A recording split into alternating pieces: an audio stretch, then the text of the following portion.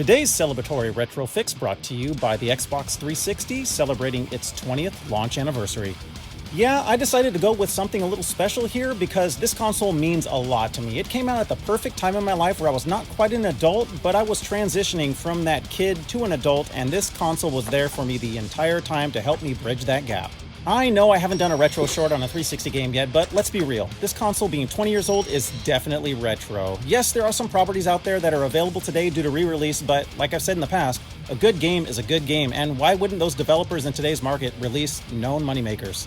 Modern Warfare 2, man, what can I say about this game? To me, this was peak Call of Duty, and yes, I was one of those runners that would run around and knife everybody with Commando Pro. Look, sorry, not sorry. But it wasn't just the multiplayer that stuck out. The single-player story was top tier, and the first time your main character gets nuked and actually dies, like you might have done what I did, put my controller down and said, what is going on? It's moments like this that make these types of games timeless. First, I'm going to state that this was a magical console with so many iconic games. I can't even list them all, and I've picked a couple here that meant a lot to me, and I'm sure some of you are about to get punched in that old nostalgia pocket while checking these out.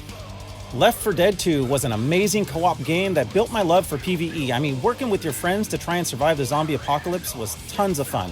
I loved the different chapters, story modes, and the ability to really feel like a team where you would help each other by passing weapons and healing items. This really felt like a leave no man behind type of situation. Also, I loved the PvP multiplayer as well. Next level with the different variants of zombies and their abilities. As the first high-definition console released an entire year before the PlayStation 3, Microsoft got a huge jump on the market, but at what cost? Yes, it was iconic and peak for a video game market, but jumping the gun so early, everybody knows the ramifications of doing that. The red ring of death. But Microsoft was cool with it, and I think they knew that it was going to happen because they had a great system set up for people to send their consoles in and get it repaired, and then back to them in a timely manner. And even with this negative aspect, it is still considered to be a commercial success. Halo Reach. Those true Halo fans know about the fall of Reach. It's kind of like when you watch the movie Titanic. Look, we all knew what was going to happen, but we played it anyways, hoping to change the fate. We didn't. But the story narrative, the multiplayer, the gameplay mechanics, all of these were peak Halo for me, and again on the 360. Sporting both online co-op as well as online multiplayer with so many modes I can't even list them all.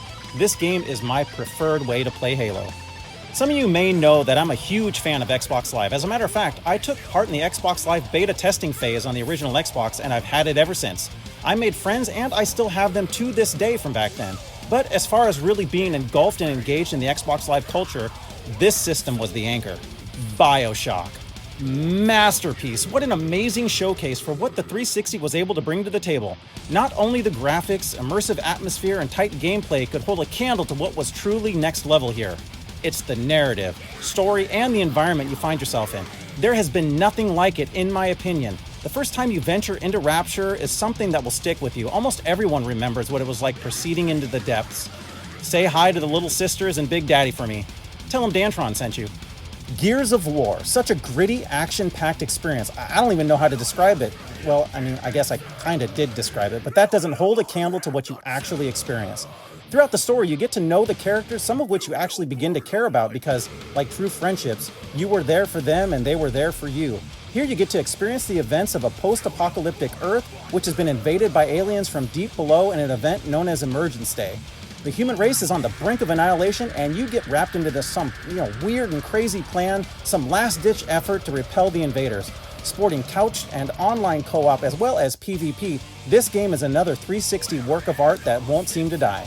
I hope some of these games I've talked about have inspired you to pick up and play a 360 again, because this is not a system I want to fade into obscurity, and it deserves your time.